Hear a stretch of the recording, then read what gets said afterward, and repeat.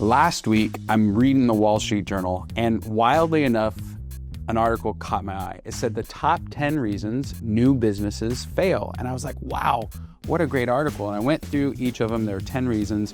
But then after reading the research and the article, what I realized is they didn't have the antidote, meaning how to avoid them. So if you're an entrepreneur, these are the top reasons to fail, but how do you overcome these issues? How do you overcome these biggest challenges? And so in this video, I'm gonna go through the top 10 plus the antidote and give you some strategic advice. The first thing, number 10, is external factors, economics, regulatory, or environmental. And this is a really big deal because the world is ever shifting. So the stock market plummets, maybe interest rates, double or triple. The important thing here is, as an entrepreneur, is to realize that your business is tied to some metric that's in the economy.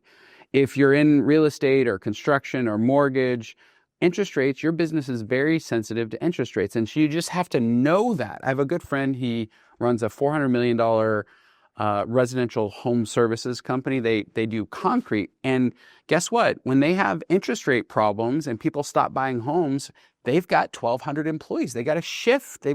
So their business is set up to absorb those ups and downs that happen. And this is the mistake that businesses make, or business owners, is they think everything is going to stay the same. And they don't realize that they're tied to economic data. Here's the antidote. Here's the way to fix it. Here's the way to not fail. It's figure out what your business, whatever your business is, it's tied to something. It could be consumer spending. It could be the stock market. Figure out what you're tied to as a business owner and the risks associated with those ups and downs over time. And then get a plan. Create a plan for when bad things happen. What are you going to do? How are you going to adjust staff, adjust cash flow? What are you going to do to adjust for those outside economic factors? That's number 10. Number 9, undercapitalized or insufficient resources. Most people just simply don't think through. They know what they're going to do, but they don't think through, which is the second issue there.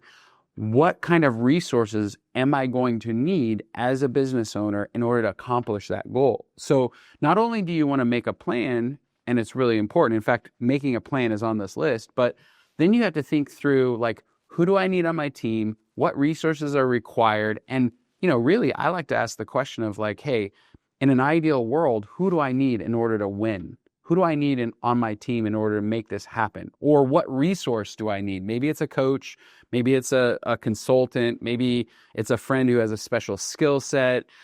This kills a lot of businesses, not thinking through what resources you might need inside this business. Number 8, failure to adapt to changing market conditions. Now, this one's really interesting. You think about printers. People don't print things anymore. And if you're a printer manufacturer, guess what? It's a very different reality today than 30 years ago when there were fax machines and cell phones. And so as a business owner, the skill set here to make sure that you don't make this mistake and you don't fail is to understand what's happening in the market around your product and service. What's innovative right now? What's happening with your competitors? What's happening with your suppliers? What's happening with your technology partners that help you in your business?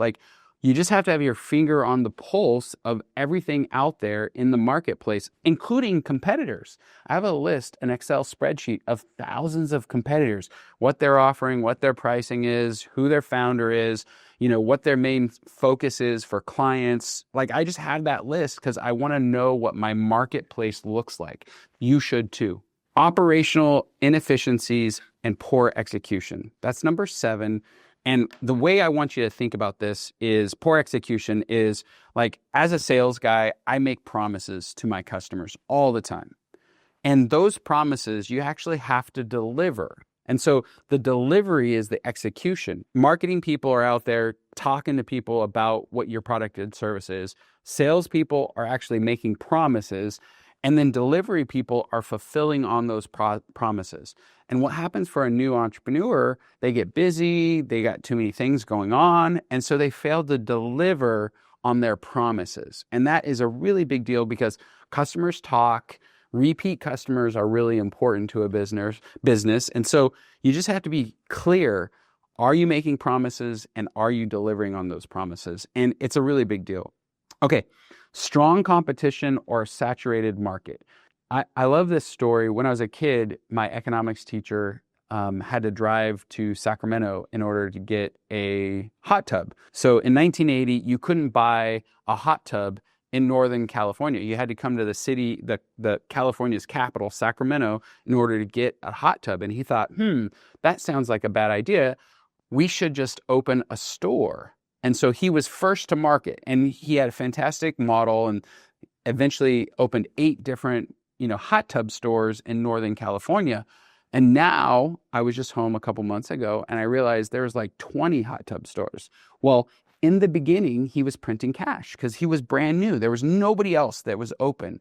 But then over time, competitors came in. I think Jeff Bezos said this. He's like, your margin is my opportunity. And that's competition. So the skill set here to avoid failure from competition is just realize that you've got to move over time and evolve over time because other people will come into your market and you've got to position yourself to beat them. Weak or insufficient marketing and poor customer acquisition. This is number 5. There's a lot of good products out there. Products that serve a need, that are built well, that simply never, ever get off the ground. Those businesses have failed. Those owners have gone bankrupt. So it's not enough to have a good product or a good service. You also have to have good marketing and you have to have good sales. And this is a feature that a lot of new and beginning business owners don't understand.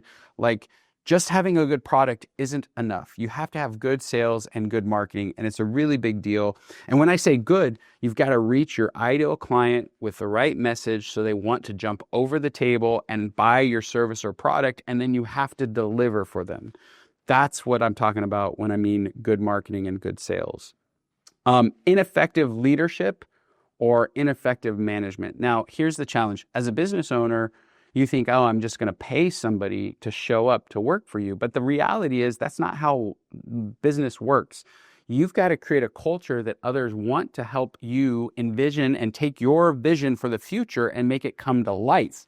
And when I was a new business owner, I just didn't understand that. And it was a difficult thing to get others to do the work. And I was like, why isn't this working out? The reality is when you're new to leadership, it's one of the most important skill sets that you can actually develop, because as a business owner, if you don't have other people helping you, then you have to do everything. And that's the reason that most businesses fail. One leader can't hire anybody, won't release things. That's a big deal for a business, and that's a reason that many fail. Number 3, this is funny. For me, it's funny because I remember I was a brand new business person and I didn't have a business plan and I didn't have a strategy. In fact, it was 2009 and I was talking to a guy and he's like, hey, do you have a strategic plan? I'm like, what's that? He's like, it's a detailed plan about what you're going to do throughout the year. I'm like, well, why would I need that? It's just my business. Like, I don't know what I need that. And what I didn't realize is how important it was to have a written plan with metrics and milestones and like due dates and all the details on one piece of paper. And so as a new person, I thought, I don't need that. And as a seasoned business person today, I know how valuable they are. And most new entrepreneurs just skip it because it's a lot of work. You got to sit down and think about who's going to do what and what the details are. And that's just not fun work as a business owner. So it's the number 3 reason, which is a big deal. You got to have a detailed strategic plan, and you've got to think through who's going to do it, what are they going to do, and what's the outcome that I expect from them doing that.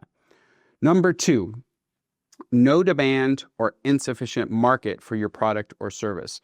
Everybody thinks they have a great idea. Everybody thinks, oh, my product or my service, everybody's going to be lined up to buy it. Just because you think your business is going to succeed doesn't mean it's going to. You need to test the product, test the service. Make sure you've got multiple people who are like screaming and telling you, hey, I'll buy this product if you sell it, or I'll take you up on this service if you provide it. So the win here is not trusting your gut or your heart or what you think might work, but doing lots of little tests and confirming that there is enough demand to actually launch a business and be successful.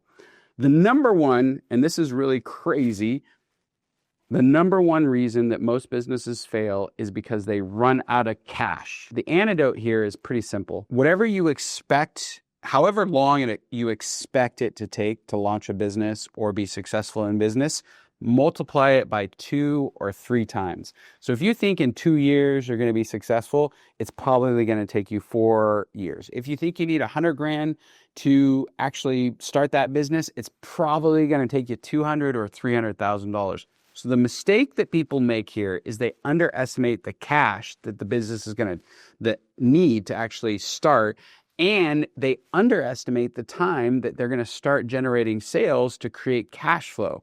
So cash flow management is the thing that kills a lot of businesses. And I'm not surprised that it was number one.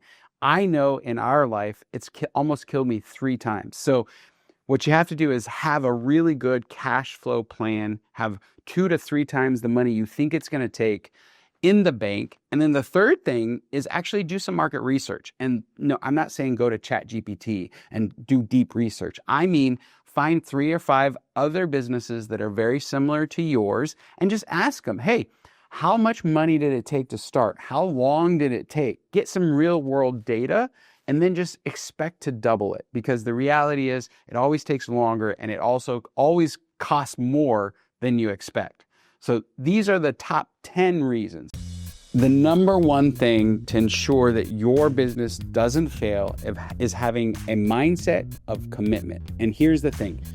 It's the do anything it takes to have a successful business. It's the resourcefulness to find the solution no matter what it is. All businesses are a series of problems that you just simply have to solve. Most people will not invest the time, not reinvest the resources, not invest the capital, and don't have the heart to be fully committed to building a business because it's difficult. If you adopt this mindset of I'm going to win, I am committed, you will have a successful business.